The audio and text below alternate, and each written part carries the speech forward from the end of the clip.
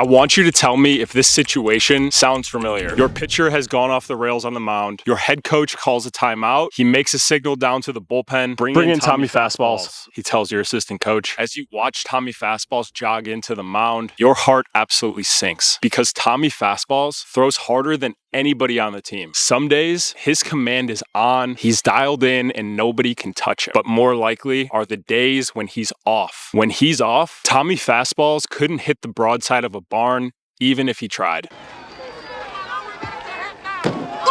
And even worse, the more flustered that he gets on the mound, the harder time that you have getting through to him. You know in this moment that you need to take control of the situation fast, unless you're planning on blocking 74 spike fastballs that day. I'm going to cover exactly how to handle pitchers in stressful situations so that you can save your wrists and forearms from getting absolutely destroyed and ultimately help your own Tommy Fastballs perform better so that your team can win more ball games. And if we have not met yet, my name is Nick Zouras. I'm a former Division I catcher. I've distilled a list of 3 preventative strategies that you can use to prevent your pitcher from having a poor outing before they get on the mound, and 2 strategies that you can use as damage control when things inevitably get out of hand. So back to our story about Tommy Fastballs. If you want to skip the rest of this story, you can fast forward to this time marker to get straight to the tips and strategies that you can use. When I was in high school, I had a Tommy Fastballs of my own. The pain of going home not being able to flex my wrist because it was so swollen is very familiar to me. For his sake, I'll leave his name out of this. We'll keep calling him Tommy. Tommy was the type of dude that could blow a fastball by any varsity hitter. His fastball sat low 90s and he could ramp up into the mid 90s when he was feeling good. But it wasn't his velocity that allowed him to overpower hitters at the varsity level. It was the fact that he could come in to close a game, walk the bases loaded, and then strike out the side looking to get himself out of a jam. I'm sure that you can think of somebody who's the same that sounds a lot like Tommy Fastballs. If a guy like that comes to your mind, tell us about him in the comments. But please don't mention his name, just call him Tommy. When I got to the Division I level, there was a new breed of Tommy Fastballs on the mound. Freshmen with great arms who were extremely nervous and therefore had zero command. What I've come to learn is that getting the most out of these kinds of pitchers extends far beyond their time on the mound, and your ability as a catcher to help them perform is formed through every single interaction that you have with them. Here are 3 methods that I used in my own career to prevent Tommy Fastballs from having a poor outing, and 2 methods that I used as damage control during my own career. Preventative strategy number 1, be friends with them. No, like genuinely be nice to them and show them that you care about them. Typically, the pitchers who struggle with command the most and the guys who let the pressure of the game get to them are guys that often have a lot going on in their head. They're typically overthinkers, and this can manifest in many different ways. Some may be socially awkward. Some may lack confidence and overcompensate with fake confidence, which ultimately makes them very hard to be around. No matter what it looks like, they often just lack that cool factor like the rest of your boys on your team have. But that is not a knock on them. They're just different than you, and you'll understand this more the older that you get. What I'm saying is you need to treat them just like you would any of your other friends on the team. Say what's up to them in the hallways at school. If you and your boys are going out for food after practice, invite that guy to come with you guys. Listen to their stories, give them crap just like you would any of your other boys on your team. This has to come from a genuine place because chances are this pitcher is aware of his command issues, but he wants to help the team win just as badly as you do. Accept their quirks and be their friend. The more that they trust you in real life, the more they're going to trust you when they toe that rubber. Preventative strategy number 2, catch every single one of their bullpens. A pitcher who struggles with command struggles to feel comfortable enough to perform consistently. So we want to do everything in our power to make them feel as comfortable as possible with us behind the plate. The more that you catch them, the better that you will become at understanding their tendencies. You'll be able to pick up on when things are off for them. You'll start to recognize patterns when they perform well. And this experience that you have with them will inevitably translate to an easier time handling them on the mound. Preventative strategy number 3, give them specific objectives. As catchers behind the plates,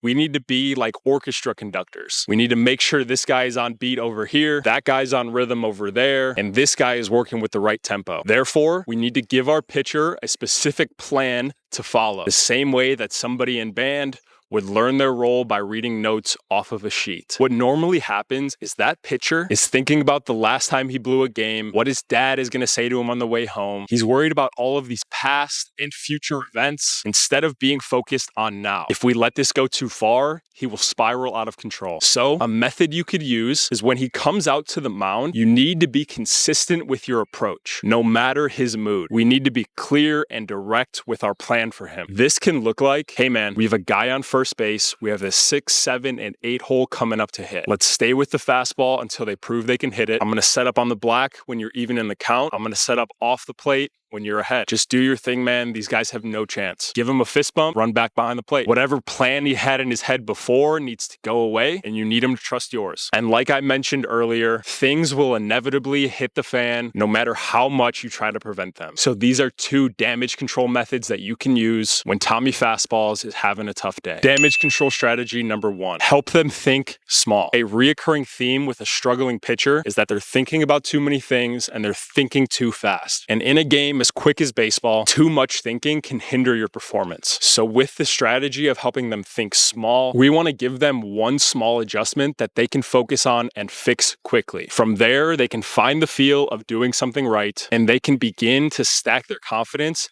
based off of that action. My go-to with my own pitchers was this. I would walk out to the mound, stand in front of them, and just stare at them for a little longer than normal until they got slightly uncomfortable. Now, their mind immediately shifts from the poor situation that they're in to, why is Nick staring at me? And just like that, they've briefly forgotten about the guys on base, the 3 runs that they just let up, or the fact that they haven't thrown a strike in the last 7 pitches. While their mind is blank, you want to give them a specific fix or cue to focus on. The one that I always used was, hey dude, you're choking off your stride. It's throwing off your release point. Try striding a little bit further down the mound so you can stay through the ball a little longer. 90% of the time, they'd fire back with a fastball right down the middle of the plate after that meeting, and everybody would be shocked. From there, you want to build off of that momentum. Call another fastball right down the middle. There's 0 chance that this hitter in the box thinks that this guy can do it twice. Damage control strategy number 2, control the pace of the game. As a catcher, you are the leader. All 8 guys on the field are looking in at you. So they're going to pick up on your pace, they're going to pick up on your body language, and they're going to feed off of your energy behind the plate. Now, this isn't something that you force, but it's a skill that you refine that works for you. Some catchers are very vocal and loud, while others have a quiet confidence that speaks for itself. Regardless of your leadership style, you must be locked in at all times. You have to show good body language at all times, and your pace of play must be fast enough to keep your team engaged. So when you have a struggling pitcher, the way that you can manipulate your pace is by allowing them to see a good pitch for longer. When they paint a fastball on the black, hold it for an extra second to reinforce a good pitch and let them see it. And if they miss their spot and throw a ball, waste no time in getting the ball back to them. Don't put your head down. Don't let them sense that you don't have faith in them. And have a little swag and energy behind the plate. If you're tight because you have no idea where that next pitch is going to go, your pitcher is going to tighten up too, and things are going to get worse. If you're loose and can just allow yourself to react, your pitcher will be able to flow more naturally